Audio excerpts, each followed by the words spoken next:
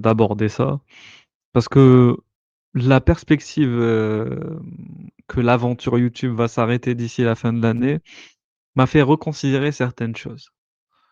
Vous savez, l'approche RRR, là où la méthode RRR, la méthodologie RRR, c'est pas juste, comment dire? Pas juste une démarche, intellectuelle, focalisée sur la critique, de l'islam en vérité. C'est en ça qu'elle est particulière et c'est en ça qu'à mes yeux, c'est la meilleure. C'est parce que, elle a pas uniquement pour but de détruire ou de déconstruire ou d'attaquer, on va dire, le bloc, que certes hétérogène et bien sûr hétéroclite que représente, l'idéologie et la civilisation islamique, mais bien au contraire, elle va bien au-delà de ça, cette méthode. Cette méthode, c'est d'abord une, démarche, c'est une posture, c'est une volonté. C'est une volonté de se réapproprier, de récupérer, de reconstruire, de rebâtir une identité, quelque part, qui a été hélas, perdue pour beaucoup de Nord-Africains. Parce que moi je suis pas turc personnellement, je ne suis pas indonésien, je ne suis pas afghan, je ne suis pas arabe et je ne suis pas un occidental européen ou un ou un sud-américain ou un nord-américain. Donc évidemment que les identités, contrairement à ce que disent certains, sont multiples, sont complexes, sont composites. Donc c'est-à-dire que certaines personnes peuvent se sentir, méditerranéens, autant occidentales qu'orientales. C'est vrai que on a tendance aussi à se dire, qu'il faut aller au-delà des nations, au-delà des ethnies, essayer d'embrasser le monde. Et je peux partager cette vision pour certains, hein, si ça leur correspond, eh bien, voilà, soit, j'ai envie de vous dire. Et voilà, donc en vérité, l'identité, à mes yeux, se subdivise ou se segmente en 2 typologies. C'est-à-dire qu'il y a ou en 2 catégories si on veut. Donc il y a l'identité, subie, et il y a l'identité aussi, acquis. On va dire qu'il y a une identité passive, une identité active. T'es passif, par exemple, c'est tout l'héritage, génétique que l'on reçoit de nos parents et de nos grands-parents et de tous nos ancêtres avant eux. L'identité active, elle, c'est la manière dont nous, on se rattache, à des groupes, vivants ou morts d'ailleurs. On peut se rattacher à des notions, à des concepts, à des peuples qui n'existent peut-être plus, hein. C'est souvent ça c'est à travers des idéologies, notamment des religions d'ailleurs. Mais l'idée que l'identité est figée, pour moi, est aberrante. L'identité, bien sûr qu'elle est en évolution. Après qu'elle ait une matrice substantielle qui est, on va dire, qui constitue une essence ou voilà, une sorte, d'essence inchangeable, invariable et constante, là, c'est un autre débat. Mais par contre, de là à dire que l'identité de A à Z dans toute, voilà, son étendue est quelque chose de totalement, stagnant et qu'elle est invariable ou inchangeable ou non modifiable ou c'est-à-dire qu'on ne peut rien ni rajouter, ni additionner ou ni retrancher. C'est quelque chose qui qui est pour moi totalement aberrant, vous comprenez? C'est comme ceux qui, voudraient qu'une langue, n'ait pas d'apport, sémantique, externe, exogène et que ça qu'elle soit totalement endogène, au peuple, qui les construit. Voilà. Attends, je vais vous lire un peu dans le chat. Je suis en train de parler tout seul. Ah, c'est bon, c'est bon. Ben, le thème est écrit dans le titre de la vidéo. Là, je suis en train de vous lire. Donc, salut à vous, bonsoir, Zulf Voilà. Donc j'espère que vous allez bien. Et en fait, l'une des plus grandes problématiques, vous savez, avec, l'identité, c'est que souvent, une identité se construit de 2 manières. Ça c'est pas moi qui l'ai inventé ce concept, c'est tous les sociologues, les historiens, les anthropologues qui ont mis en avant cette vision. Bah, tous, en tout cas pour beaucoup d'entre eux, on va dire ça comme ça, d'ethnologues et tout. C'est que l'identité se construit déjà de manière individuelle et collective. Elle se construit aussi en opposition et elle se construit aussi en similarité.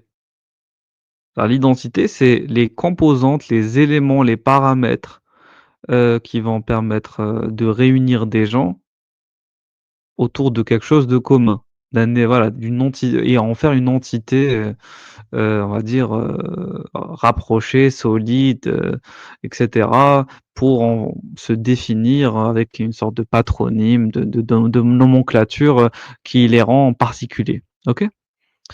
Et bien sûr, l'identité, c'est aussi un rapport d'opposition à d'autres structures, à d'autres groupes d'individus, de personnes. Et à partir de ce moment-là, on ne peut que concéder une seule chose, c'est que l'identité n'est pas quelque chose, avec laquelle on a directement un rapport, naturel, parce que l'identité, c'est quelque chose qu'on vous donne aussi. C'est-à-dire que c'est qu'on vous donne pas dans le sens cadeau, on vous donne pas, l'identité comme on vous donne un cadeau, mais c'est dans le sens c'est quelque chose qu'on vous transmet, voilà. Ça peut être à travers une sorte d'héritage culturel, ça peut être à travers d'un héritage, philosophique, ça peut être à travers un héritage aussi spirituel évidemment. Donc voilà, donc c'est quelque chose qui se transmet et c'est aussi une prise de conscience. C'est pour ça que beaucoup de gens parlent de quête identitaire. Voilà, la quête identitaire, donc c'est un cheminement qui est aussi personnel, voilà et beaucoup de Nord-Africains, ont une sorte de lutte interne, face à qui ils sont. La question de ontologique un peu de qui est Dieu, vous savez en théologie, ben, on peut la rattacher à aux questions philosophiques, qui sommes-nous en tant qu'êtres humains et cetera, et à tout le reste des questions existentielles d'ailleurs, pourquoi sommes-nous là et cetera.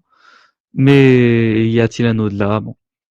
Mais pour revenir à quelque chose de plus concret, plus empirique, plus matériel, plus tangible, nous avons quand même un espace-temps circonstancié et circonstanciel, qui est celui du XXIe siècle et qui est celui de la Méditerranée. Donc à mes yeux, la crise identitaire ne touche pas uniquement que les Nord-Africains, mais touche, en général tous les Méditerranéens.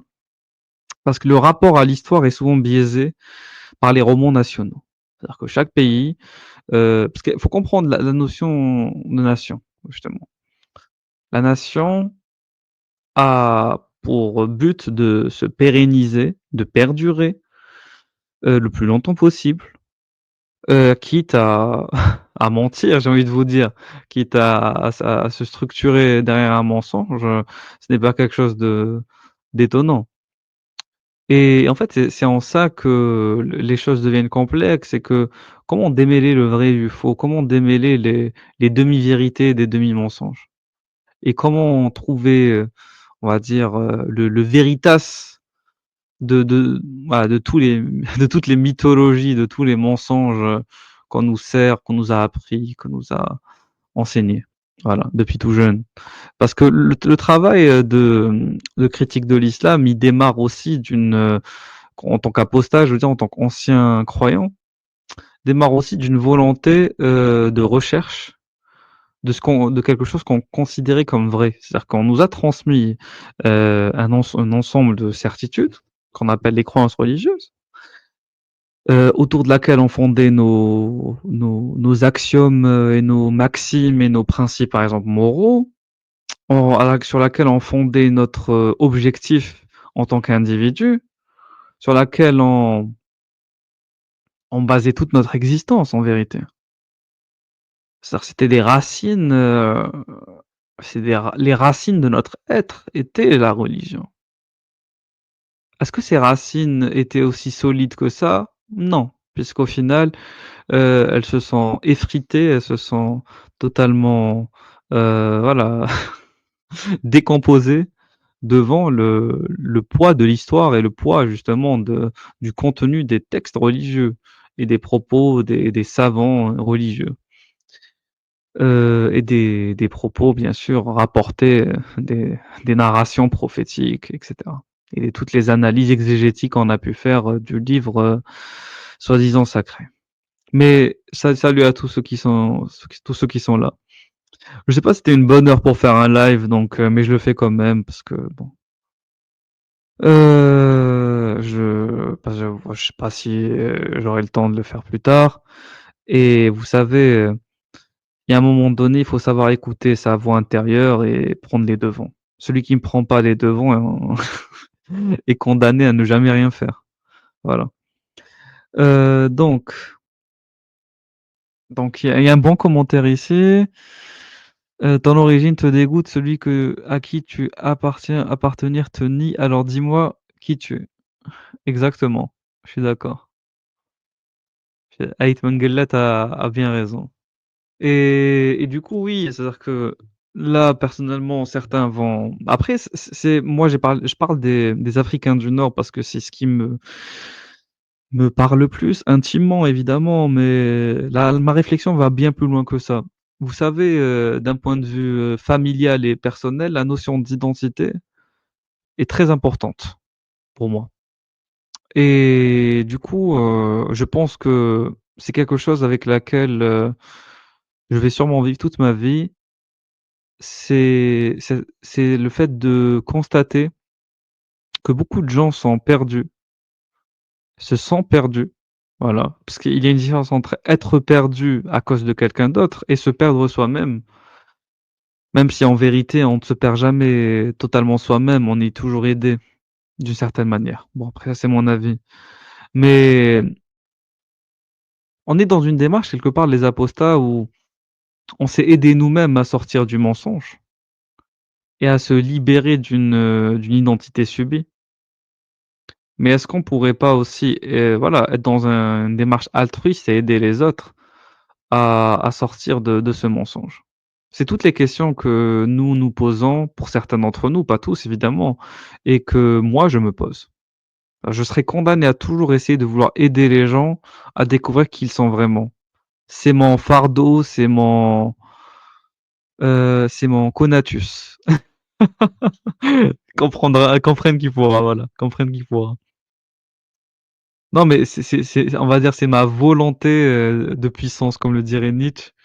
Mais je ne peux pas me sentir, moi-même si, je n'arrive pas à mon humble niveau, bien sûr, à me dire, que j'ai contribué à aider quelqu'un à comprendre qui il était et d'une certaine manière, le libérer des chaînes de l'ignorance. Parce que moi, je suis rattaché à quelque chose de fondamental, c'est que le savoir, libère de beaucoup de choses. Le savoir peut être considéré comme un fardeau, mais personnellement, je pense que ce qu'on considère comme lourd, on va d'un point de vue cognitif, d'un point de vue, mental, psychologique, ne l'est uniquement que parce qu'on n'y est pas encore, préparé, en soi. C'est-à-dire c'est comme si bon, analogie un peu, heu, fortuite, mais c'est comme si maintenant vous mettiez vouloir soulever, je sais pas moi, 40 kilos, 50 kilos, 60 kilos, alors que vous ne pouvez même pas encore, soulever 20 kilos, pour ceux qui ont fait de l'haltérophilie ou de la musculation, ou ceux qui voudraient courir à je ne sais quelle vitesse, hein, courir à 10 kilomètres à l'heure alors qu'ils ne peuvent même pas courir à 5 kilomètres à l'heure. C'est pour ça que enfin, c'est inhumain, en fait. On peut pas passer d'un cran à un autre, d'un degré de savoir à un autre, sans y être préparé. C'est pour ça que souvent des gens qui apprennent trop vite beaucoup de choses, peuvent, tomber dans l'effet Dunning-Kruger justement. Je sais pas si vous connaissez? Et vous le connaissez ou pas l'effet Dunning-Kruger? D'ailleurs, une fois, je me souviens, j'avais fait une comparaison par rapport à certains critiques de l'islam qui se prenaient pour des experts. J'avais dit que fallait faire attention à ne pas tomber justement dans l'effet Dunning-Kruger. Et ça m'a clashé dans les commentaires. Oui, mais pourquoi tu dis ça? Tu comprends rien à l'effet Dunning-Kruger. Bon, toujours des, des mécontents. Mais oui, clairement, tu connais pas l'effet Dunning-Kruger, Laurent Alès? Attends, je vais vous le montrer. Parce que une image vaut 1000 mots, n'est-ce pas? Donc, je vais vous montrer ça, 2 secondes.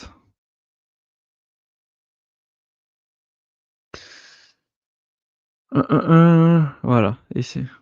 Donc, c'est quoi l'effet Dunning-Kruger? C'est appelé l'effet de surconfiance. Donc, c'est un mécanisme cognitif par lequel des personnes les moins qualifiées d'un groupe ont tendance à surestimer leurs compétences dans un domaine. Ce mécanisme peut être rapproché de l'ultra-crépidarianisme. Donc ce phénomène, l'ultracrépidarianisme, donc c'est un comportement consistant à donner son avis sur des sujets à propos de lesquels on n'a pas de compétences. Ça s'en rapproche, mais c'est pas exactement la même chose, puisque là, c'est le fait d'avoir un peu de connaissances, un peu de savoir, un peu de compétences dans un domaine et juste vis-à-vis de ça, surestimer justement, heu, ta capacité à être, quelqu'un d'expert ou de bon dans le domaine en question ou dans le sujet en question. Donc le phénomène a été mis en évidence par David Dunning et Justin Kruger, d'où l'effet Dunning-Kruger en 99. Ils attribuent ce biais à une difficulté métacognitive des personnes non qualifiées qui les empêche de reconnaître exactement leur incompétence et d'évaluer leurs réelles capacités. L'étude suggère aussi des effets corollaires. Les personnes les plus qualifiées ont tendance à sous-estimer les tâches les plus faciles pour elles, elles le sont aussi pour d'autres. Et ça, c'est un autre effet qui s'appelle l'effet de le syndrome de l'imposteur. Voilà, le syndrome de l'imposteur. C'est des gens qui sont compétents, voire même très compétents des fois, et qui ont tendance à sous-estimer leurs capacités et se rabaisser. D'où ce qu'on appelle le syndrome de l'imposteur, parce qu'ils considèrent par exemple être arrivé à un certain niveau de responsabilité dans une boîte, je sais pas, dans une structure donc hiérarchique, à être, je sais pas, directeur, bon, responsable, manager, et se dire qu'ils ne sont pas à la base assez compétents pour l'être. Voilà. Donc ils sont un peu des imposteurs, alors que pas forcément. Il y a de vrais imposteurs, mais voilà, t'es pas forcément un imposteur parce que tu te considères pas assez bon pour ce que tu fais. Si tes supérieurs hiérarchiques l'ont considéré, c'est qu'ils ont estimé avoir reconnu en toi de vraies compétences qu'ils recherchaient. Et c'est pour ça qu'ils t'ont mis à cette place. Bon, bon, apparemment, l'effet Dunning-Kruger, mais il fait pas consensus selon Wikipédia, mais moi, de tout ce que j'avais vu, c'était quand même quelque chose d'assez ancré. Donc voilà. Voilà. Mais il y a voilà l'image qui représente un peu la chose. Donc il y a l'axe désordonné, l'axe des abscisses. L'axe désordonné représente la confiance qu'on pense avoir, sur un sujet et l'axe des abscisses représente donc les compétences, combien on en sait vraiment sur un sujet. Donc au début, vous savez, on n'en sait pas trop, donc on est très débutant dans un domaine, on n'a pas beaucoup de savoir dedans et petit à petit, dès qu'on commence à avoir un peu de compétences ou un peu de savoir, la confiance monte vite. Voilà, auto-surévaluation et sous-estimation des experts. Voilà, donc on est au niveau de ce qu'on appelle la montagne de l'ignorance. En vérité, tu connais pas beaucoup de choses, mais ta confiance va tellement élever que ça va donner l'illusion que tu en connais beaucoup et d'ailleurs tu t'arnaques même, tu t'auto, illusionnes en quelque sorte. Tu t'auto-persuades que tu en connais beaucoup, parce que, c'est toujours comme ça au début. On apprend très vite ou des fois, on va dire qu'il y a un déclic qui fait que tu n'arrives pas à avancer vite et d'un coup, tu avances très vite, dans un domaine que tu pratiques.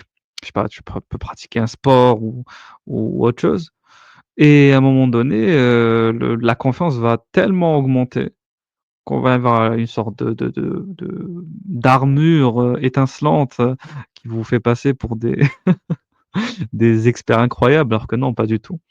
Et plus tu continues à apprendre et plus tu te rends compte, voilà, la prise de conscience, la chute de l'ego. On Vous connaissez l'adage qui dit: «Plus on monte très haut et plus on la chute sera difficile». Bah, c'est la même chose ici. Ensuite, on atteint à un moment donné la vallée de l'humilité, puisqu'on se rend compte qu'on en sa on s on en plus on avance dans l'apprentissage et l'étude d'un certain sujet, plus on n'en sait pas beaucoup.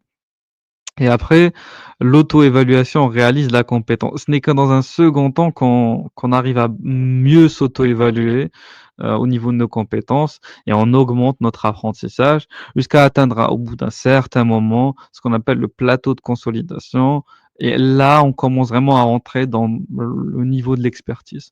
C'est comme un peu dans les domaines, par exemple, freelance, designer, informaticien ou même dans le savoir médical ou pharmaceutique, pareil. Donc il y a le niveau junior, un niveau intermédiaire, il y a le niveau senior, bon, vous connaissez. Ou dans la recherche, c'est pareil, bon. Tac, tac, tac. Le syndrome de l'Algérois. C'est en vrai, tu sais quoi? J'y ai pensé à un moment. Ah, j'y ai pensé grave.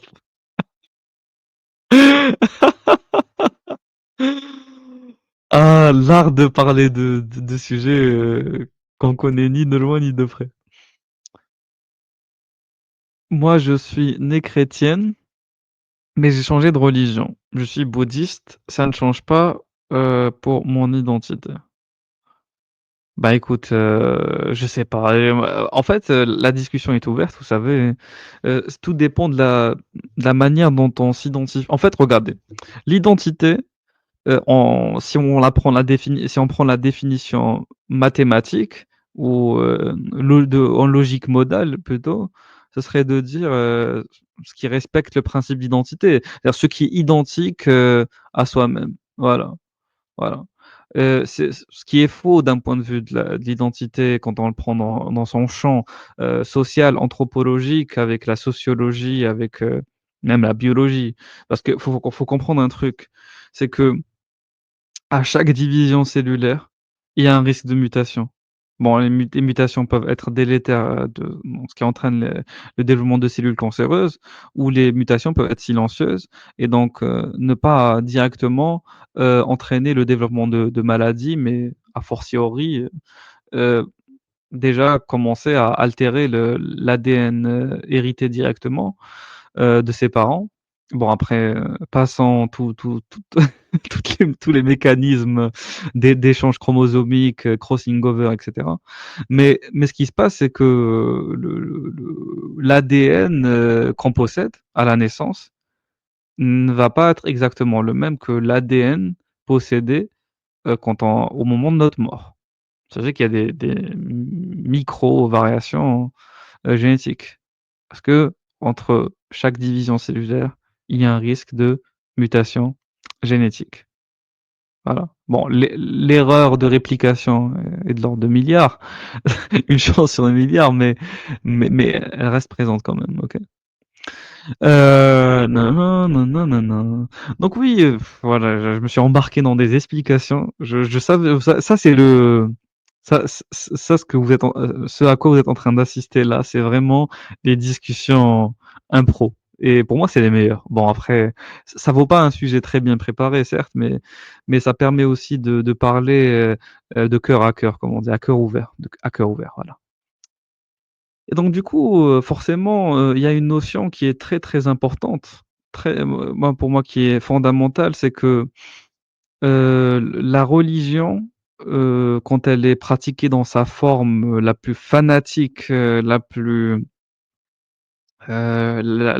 obsessionnelle, la plus rigide, la plus fondamentaliste, la plus intégriste, la plus, archaïque possible, ben, elle va se te dissocier de tout ce qui n'est pas, justement, intrinsèquement ou essentiellement cette religion. C'est pas par exemple l'islam est fondamentalement un frein contre l'expression culturelle, non islamique bien sûr. Parce qu'en fait l'islam a pour propriété d'être quelque part une culture. Et oui, parce que l'islam C'est des fêtes aussi. C'est la fête, par exemple, c'est des rites. C'est l'islam en quelque sorte est une religion coutumière, est une religion culturelle, parce qu'elle a mis au pentacle, au pinacle, excusez-moi, une culture, donc une culture arabe. Pas dans tous ses aspects évidemment, mais dans une certaine mesure. Parce que le prophète étant un arabe, ayant ses préférences personnelles, le prophète de l'islam, Mohammed ben, les savants par la suite qui ont interprété ces avis et cetera, ont commencé à vouloir, littéralement le suivre, et le singer dans tout ce qu'il aimait, dans tout ce qu'il faisait, dans tout ce qu'il disait, dans la manière dont il s'habillait, dont il forniquait et cetera. Et c'en est devenu, maladif, maladif, atrocement maladif. Et du coup, c'est la notion d'expression culturelle a littéralement stagné, voire, régressé, puisque on ne peut pas, pratiquer de chant, on ne peut pas pratiquer de musique, co comme, le permettraient donc, certaines coutumes. On ne peut pas pratiquer l'art, donc, figuratif. On peut pas parce qu'on peut pas représenter des êtres vivants. On ne peut pas, donc, danser, on ne peut pas s'habiller, d'une certaine manière, on ne peut pas porter certains bijoux, on ne peut pas se tatouer, on ne peut pas, se voilà, donc il y a tellement de choses qui sont restreintes. On ne peut pas se coiffer d'une certaine manière aussi. Donc, la religion donc quand elle est comprise et interprétée et pratiquée dans son aspect le plus orthodoxe possible, parce qu'il y a vraiment une notion d'orthodoxie, une praxis très, très forte, bah, ça empêche, littéralement toute coexistence, parallèle avec elle, notamment l'existence d'une culture, à sa proximité, voilà. Et donc du coup, une identité ne peut pas s'articuler à côté, une identité, excuse-moi, culturelle ne peut pas s'articuler à côté d'une identité religieuse comme celle-là, qui absorbe tout. Elle est un peu comme une sorte de macrophage, qui absorberait tout ce qu'il considère comme, étant un élément étranger. OK, voilà. Oui, Dieu préfère les Arabes selon les textes islamiques. D'ailleurs, c'est la justification qui a été donnée par Ibn Taymiyya et d'autres savants de l'islam sunnite pour expliquer pourquoi est-ce que Dieu a choisi, Mohammed. Voilà. Faut comprendre. Après ça a une logique. Et moi je dis pas qu'il y a pas une logique religieuse pour le coup dans ça, hein. Pourquoi? Parce que si en fait, c'est simple, si tu acceptes la plupart des postulats et des prémices et des axiomes, qui sont posés par les religions abrahamiques, la suite va être globalement très, très logique. Enfin, vous comprenez dans de manière interne, dans le modèle qui une fois qu'il est posé, il va y avoir des contradictions, voire des millions de contradictions. Mais il va y avoir aussi, des fois, une réflexion assez pertinente pour le coup.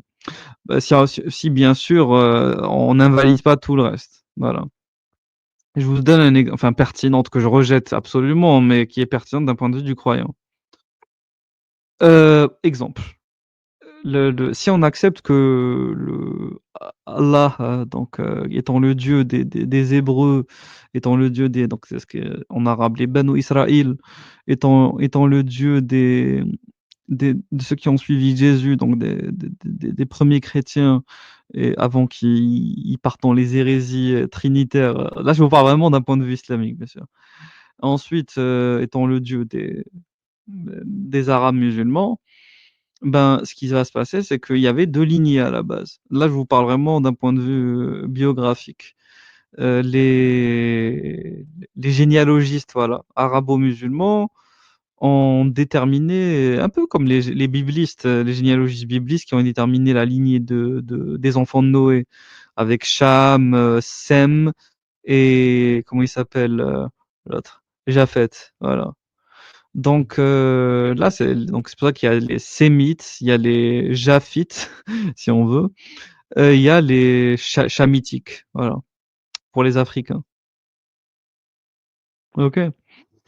Et du coup, c'est la même chose pour les Arabes. Donc il y a la lignée de Isaac, la lignée de Ismaël, et la lignée de Ismaël est considérée comme une lignée qui a été bénie parce que Abraham a fait un pacte avec Dieu, avec Allah. Et donc du coup, la nation d'Isaac, donc dont sont issus des Juifs, est bénie, et la nation d'Isaac aussi. Voilà. Donc après Dieu, en gros, il a commencé par les Juifs, ils l'ont déçu. Là, je vous parle vraiment d'un point de vue islamique. Donc il s'est rabattu sur les Arabes. Un peu, les Arabes, c'est un peu le choix. C'est le second choix. Vous voyez. Les Juifs, c'est un peu human premium category, ok. Et t'as les Arabes, c'est le second choix. Moi, c'est comme ça que je l'avais vu à l'époque. Ça m'a fait rire, quoi. Mais bon. Attends, je vais vous lire un peu. Ensuite, je dis, il y a un tropisme évident. Dieu préférait les Arabes, ça j'y ai répondu. Nanana, nanana, nanana. Apparemment, au paradis, seul l'arabe est parlé. Est-ce vrai? Dieu n'a pas Google Trad. Bah après, c'est le concept de langue du paradis. Parce que, en gros, t'imagines si chacun parlait avec sa propre langue, les gens ils se comprendraient pas. Donc, c'est un peu comme aujourd'hui, on a l'anglais qui est une sorte de langue universelle. Qu'on est un peu obligé d'apprendre si on veut faire du commerce ou faire de la recherche académique ou faire de la politique, ok? Ou de la diplomatie internationale ou du droit international par exemple. Ben, c'est pareil pour l'arabe en fait. Si tu veux communiquer avec Momo, si tu veux communiquer avec les autres, t'as intérêt à apprendre l'arabe. C'est une religion. Ben, je sais pas, Maria, parce que est-ce qu'elle vit dans un pays musulman ou en France, ton amie? Le problème, c'est que je savais bien que 90% des gens dans le bus auraient la même conviction, non pas par islamisme, mais attendez, les gars, là, mon icône, elle gâche l'image du Fennec. On est d'accord que le Fennec, il est beau. On est d'accord, il est magnifique, le Fennec. Putain. J'adore cet animal. Ça, c'est le côté mignon de l'Algérie, tu vois. Regardez, je vous dis un truc. L'Algérie, c'est vraiment le pays. On a pris tout ce qu'il y avait de plus mignon dans le pays, on l'a mis dans un seul animal, c'est le fennec. Tout le reste, c'est tout le reste est horrible. Tout le reste, c'est un peu comme dans l'islam, vous savez, il y a un prophète, c'est Joseph, je pense, oui, c'est Joseph, qui a pris toute la beauté du monde, etc. Donc, et tout le reste, il nous a laissé genre une portion de la beauté du monde à se partager. Il faudrait que je recherche la source. Prophète, beauté du monde. C'est ça, c'est Joseph, j'avais raison. Voilà, c'est Joseph. Voilà, donc il y a un hadith, attends, je vais vous montrer. Je vais vous le montrer. Voilà. Attends, je vais vous montrer le hadith parce que ça m'a rappelé ce hadith-là. Putain, j'ai encore de la culture islamique dans ma tête. Genre, j'aurais beau faire ce que je veux, je pourrais jamais m'en débarrasser. D'après Anas ibn Malik, qu'Allah l'agré, le prophète que Allah a dit, il a donné à Youssouf, donc à Joseph, la moitié de la beauté. Voilà. En gros, de la beauté terrestre. Voilà. Tac, tac, tac, tac, tac. Voilà. Les Africains maudits. Oui, oui, il y a certains théologiens qui considèrent les Africains comme maudits. Après, c'est pas tous. Il n'y avait pas de consensus sur ça, évidemment. Trias, 16e siècle. Ma fille s'appelait Sophia, mon frère Hannibal. Ah oui, les Nord-Africains, ils ont laissé leur trace au Portugal. Ça, c'est sûr. Exactement, dernière lune, c'est ça, par rapport à Ismaël, c'est ça. Oui, voilà, et maintenant pour revenir sur l'identité maghrébine, c'est que elle est très, très, très complexe. Enfin, le débat, excusez-moi, sur l'identité maghrébine est très complexe parce qu'il y a vraiment une négation, voire un rabaissement Du fait d'être amazigh, du fait d'être berbère, du fait d'être un libyque. Moi, j'aime bien la notion de libyque. Les Libyques, pour moi, c'était c'est vraiment à partir de parce qu'il faut comprendre comment ça s'est passé. Il y a eu des lignées. Il y a une vidéo qui est intéressante, attends, je vais vous la montrer. On va la voir ensemble. Sur la génétique, des Berbères. Attendez 2 secondes, on va la voir.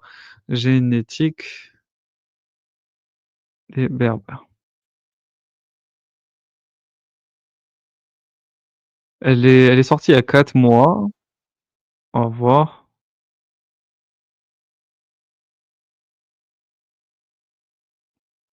Attends, je vais la montrer.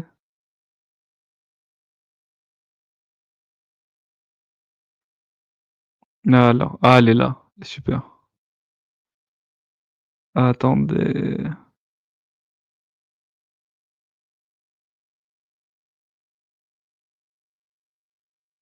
Peuples du monde. Après les Romains et les Français, on va maintenant s'intéresser aux Maghrébins. On va notamment chercher à déterminer quel est le poids de l'héritage berbère et de l'héritage arabe. Pour ça, on va retracer toute l'histoire du Maghreb en se focalisant sur les aspects génétiques, linguistiques et culturels. C'est parti. L'histoire des peuples du Maghreb commence vers 14 000 avant Jésus-Christ, lorsque la dernière glaciation s'achève. À cette époque, le Sahara est encore un désert et la population d'Afrique du Nord se cantonne dans 2 endroits. Sur la côte nord-ouest, qui est un peu plus arrosée, et dans la vallée du Nil. Celle-ci est habitée par des populations qui portent un double héritage génétique. Celui des plateaux éthiopiens, avec l'aplogroupe E1B1B du chromosome Y, et celui du Proche-Orient, avec les haplogroupes J et T de l'ADN mitochondrial. Le reverdissement progressif de la côte permet son repeuplement depuis le delta du Nil. Plus surprenant, cette expansion se poursuit jusque dans l'Atlas, où les anciennes populations sont presque entièrement remplacées par les nouveaux arrivants. L'aplogroupe E1B1B de ces immigrants connaît par ailleurs une nouvelle mutation qui correspond au marqueur M81 et qui deviendra une signature des futurs berbères. Le reverdissement du Sahara se poursuit dans les millénaires qui suivent, ce qui permet à ces proto-berbères de s'étendre vers le sud. Dans le même temps, l'Afrique du Nord connaît une pression permanente venue d'Espagne et du Proche-Orient qui s'échelonne sur plusieurs millénaires et qui transparaît avec l'augmentation progressive des haplogroupes H et V sur l'ADN mitochondrial. Vers 4000 avant Jésus-Christ, l'identité génétique des proto-berbères est déjà bien en place et ne connaîtra plus d'évolution majeure jusqu'à l'expansion de l'islam. Basiquement, elle est à 50% d'origine éthiopienne et 50% d'origine proche-orientale. Cette époque marque la fin de l'optimum climatique et le début d'une nouvelle désertification du Sahara. Peu à peu, les populations bordant le Sahel se retrouvent isolées du nord, ce qui augmente l'influence génétique des subsahariens. Elles seront notamment à l'origine du peuple touareg.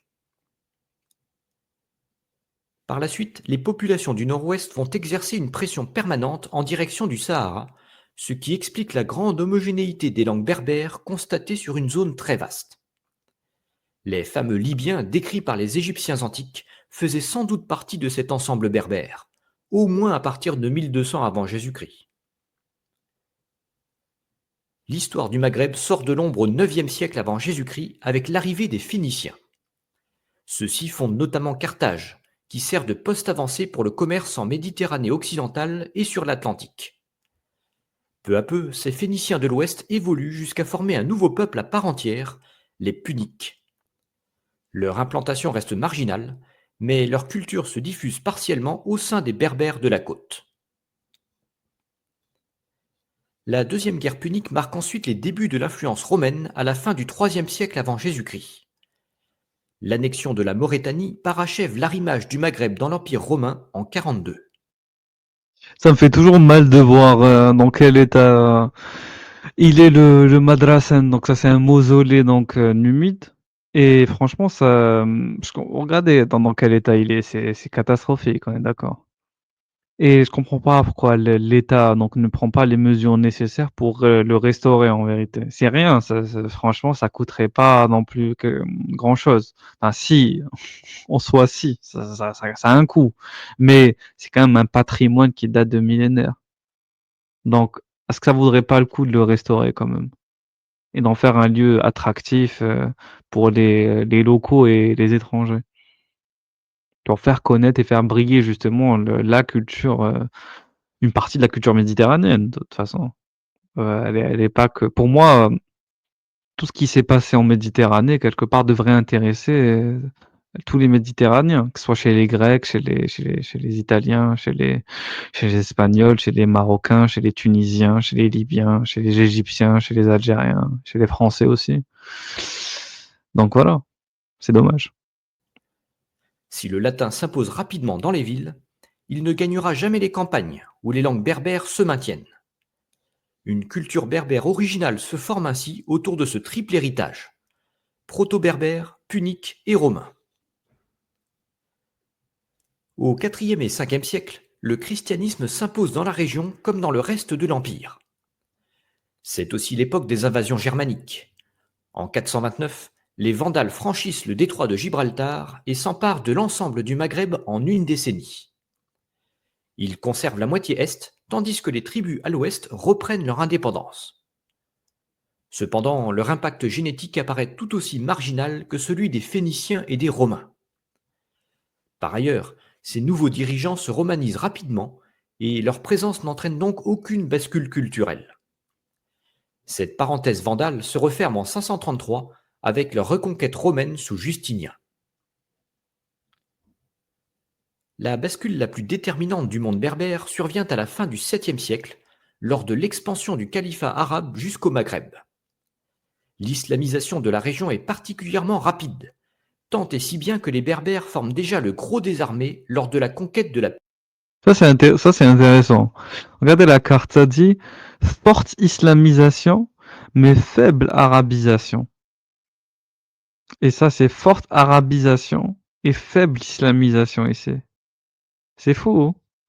Et la forte islamisation aussi, dans les régions du Khorasan, hein, l'Irak, l'Afghanistan, l'Ouzbékistan et Pakistan ici. Non, Pakistan c'est ici. Mais et faible arabisation. Très intéressant. péninsule ibérique, dans les années 710 et 720.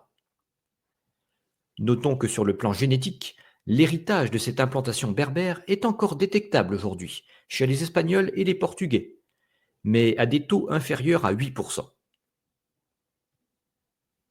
L'arabe devient à la fois la langue liturgique et celle des dirigeants, mais elle ne connaît une implantation sensible que dans les anciennes villes romaines, notamment aux dépens du latin, qui périclite rapidement. Cette résistance linguistique des Berbères se retrouve sur le plan génétique. L'aplogroupe J1 du chromosome Y, typique de la péninsule arabique, ne s'implante que très faiblement dans la région. Sur le plan culturel, en revanche, on passe clairement d'une influence romaine à une influence arabe, du fait de cette bascule entre le christianisme et l'islam, entre l'empire et le califat. L'identité berbère continue ainsi de reposer sur un double substrat, autochtone sur les plans génétiques et linguistiques, et alloctone sur les plans politiques et religieux. Comme sous les Vandales et les Byzantins, la partie ouest du Maghreb retrouve très vite son indépendance. La partie est continue quant à elle d'être soumise à des dirigeants d'origine arabe, avec un apogée sous les émirs aghlabides, puis la fondation du califat fatimide, qui se recentre rapidement sur l'Égypte. Ce n'est qu'au milieu du XIe siècle que les Berbères de l'actuelle Tunisie retrouvent à leur tour leur indépendance. Ils doivent aussitôt faire face à des raids de tribus arabes appelées les Hilaliens, qui ravagent tout jusqu'à l'Atlas. C'est ainsi que, paradoxalement, cette revitalisation politique des Berbères entraîne un nouvel afflux de populations arabes qui s'implantent surtout en bordure du désert. L'apport génétique des Arabes finit par représenter près d'un cinquième de l'ascendance au sein d'une population maghrébine de plus en plus mélangée. En Libye et en Mauritanie, la langue arabe finit par s'imposer même au sein des tribus d'origine berbère au cours des siècles suivants. La langue berbère se maintient du Maroc à la Tripolitaine, raffermie par une succession de dynasties d'origine berbère. Almoravide, puis almohade, qui correspondent à une phase de rayonnement sans précédent du monde berbère. Et enfin mérinide, zianide et afzide. Le bouleversement suivant survient au XVIe siècle sur fond d'expansion portugaise et espagnole, qui provoque une nouvelle division du Maghreb en deux parties. À l'ouest, les Saadiens, d'origine arabe, parviennent à restaurer la puissance du Maroc. L'Est, en revanche, tombe sous la domination des Ottomans, qui fondent la régence d'Alger en 1519, de Tripoli en 1551 et de Tunis en 1574. C'est une époque cruciale, puisqu'elle consacre une division politique du Maghreb qui se maintiendra jusqu'à nos jours. Cela marque aussi la fin des dynasties d'origine berbère qui tendaient à freiner le processus d'arabisation. Au début du XIXe siècle, la langue arabe s'est déjà largement imposée en Libye et en Tunisie ottomane, tandis que le berbère résiste davantage plus à l'ouest. Par la suite, la colonisation introduit le français comme langue administrative, ce qui n'empêche pas le processus d'arabisation de se poursuivre. Il atteint son paroxysme lors du retour à l'indépendance, lorsque l'arabe devient la seule langue officielle dans les pays du Maghreb. En tant que langue internationale et langue des villes, l'arabe est en effet devenu indispensable pour la réussite économique, sans parler de la volonté politique de créer une plus grande cohésion des États. Ce n'est qu'au XXIe siècle que le Maroc et l'Algérie redonnent de la visibilité aux minorités berbérophones, en faisant de l'amazigh une langue officielle aux côtés de l'arabe en 2011 et 2016 respectivement. Aujourd'hui, les populations berbérophones représentent peut-être 27 et 15% de la population des deux pays, mais avec des chiffres qui varient beaucoup d'une étude à l'autre. Par ailleurs, ces populations utilisent toujours l'arabe en parallèle. Pourtant, une majorité de Maghrébins se sent aujourd'hui berbères et non arabes. C'est un énorme contraste avec la vision depuis la France, où les Arabes évoquent en premier lieu les Maghrébins. Ah, t'as vu? C'est très très non, c'est plutôt l'inverse. C'est les Maghrébins qui se réfèrent aux Arabes. C'est pas les Arabes qui se réfèrent aux Maghrébins. C'est bon, c'est pas grave. Parce que Maghreb, c'est géographique et Arabe, on va dire, c'est depuis Ibn Taymiyyah et d'autres, ça se réfère plus à une mentalité plutôt, enfin, un état d'esprit plutôt que juste une ethnie basée sur une géographie. Voilà, c'est celui qui se dit arabe et qui parle arabe et arabe, voilà. Et non pas celui qui a une ascendance arabe uniquement. Donc ce serait plus l'inverse. Les Maghrébins se réfèrent avant tout aux Arabes. Et non pas les Arabes se réfèrent avant tout aux Maghrébins. Bon, je pense qu'il s'est trompé.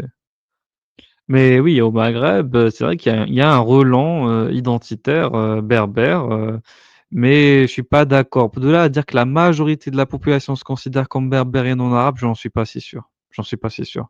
Parce que en Tunisie, quand même, ils ont souvent tendance à se dire arabe. Et même en Algérie, beaucoup, ça, en fonction des régions, tu vas trouver beaucoup de gens qui se disent arabes. Et au Maroc, pareil, en fonction des régions, tu vas avoir des gens qui vont se dire arabe. Bien que comme, bon, après c'est particulier le Maroc, parce que le roi du Maroc est arabe, soi-disant, il descend d'un arabe, Idriss Ier, mais en même temps, toutes les femmes des rois du Maroc ont été des berbères. Donc, est-ce qu'il est vraiment toujours arabe? Je ne pense pas. Pour moi, il est berbère. Voilà. Avec bien sûr un peu d'arabité en lui, évidemment. Mais bon. Faisons le bilan pour savoir qui a raison. Sur le plan génétique, le marqueur E1B1B M81 est clairement d'origine berbère et J1 d'origine arabe. On peut alors imaginer un monde berbère qui serait la zone où le M81 est majoritaire, mais qui s'avère très métissé, puisque le J1 est partout non négligeable. Sur le plan linguistique, c'est plus simple. Si l'on s'en tenait à ce critère, seuls les berbérophones pourraient être qualifiés de berbères, ce qui exclurait une majorité de maghrébins. La prépondérance de la langue arabe explique par ailleurs l'appartenance du Maghreb à la Ligue arabe, mais dont le pouvoir décisionnel reste limité. Sur le plan religieux, l'héritage est évidemment arabe. Cela entraîne des éléments culturels de premier ordre communs à l'ensemble du monde arabo-musulman, qui se superposent à un héritage typiquement berbère mais plus discret. En fait, l'identité berbère revendiquée par de nombreux Maghrébins repose surtout sur le souvenir d'une langue et d'une histoire propre au Maghreb. C'est d'ailleurs sur ce même facteur que repose aujourd'hui l'identité bretonne, par exemple. L'effacement de la langue et de la culture bretonne n'empêche pas le sentiment d'appartenance au peuple breton, parce que celui-ci repose sur le souvenir d'une histoire régionale riche et ancienne. Le problème est que cet héritage mémoriel est à double tranchant. La séparation du Maroc, de l'Algérie et de la Tunisie remonte maintenant au XVIe siècle, ce qui a eu le temps de créer des identités spécifiques. Aujourd'hui, beaucoup tendent à mettre davantage en avant les différences entre Marocains et Algériens plutôt que souligner l'unité algéro-marocaine au sein du monde berbère. En définitive, l'appartenance au Maroc ou à l'Algérie n'empêche pas l'appartenance au monde berbère, qui n'empêche pas l'appartenance au monde arabe. Ces identités plus globales ont l'immense mérite de souligner les points communs entre les peuples plutôt que leurs différences. Voilà, j'espère que ça vous a plu. Si c'est le cas, je vous encourage à liker et à... Bah, on va liker, y a pas de souci. Non, mais c'est un bon travail qui fait Hérodote Vidéo. Voilà, c'est la chaîne YouTube Hérodote Vidéo. C'est comme il y a une vidéo que j'avais vue par rapport aux Français. Voilà, aux Français, c'est très intéressant. Attends, on va la voir, la vidéo elle dure 2 minutes aussi. 8 minutes, excuse-moi. Salut Bébert.